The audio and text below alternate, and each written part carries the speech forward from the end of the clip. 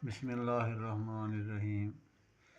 नबी अल्लाह दे नेक बंदिओ, खारिश allergy भी कहते हैं कि कई किस्म की होंगी है, तो इस वास्ते एक तो तौबा करो अल्लाह दे अगे, अल्लाह को शिफा मंगो, अल्लाह को माफ़ी मंगो। साढ़े गुनाहों की नौसत होंदी है तो कर के फिर इंसान एडा तंग आ जाता है।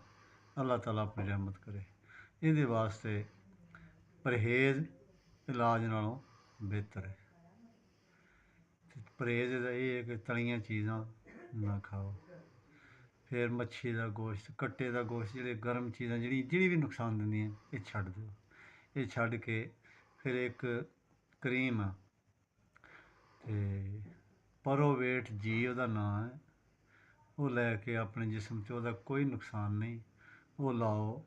इंशाअल्लाह ताला फाका पहली बारी लाउन च हो जाएगा, नहीं तो 2-4 दफ़ा लाओ।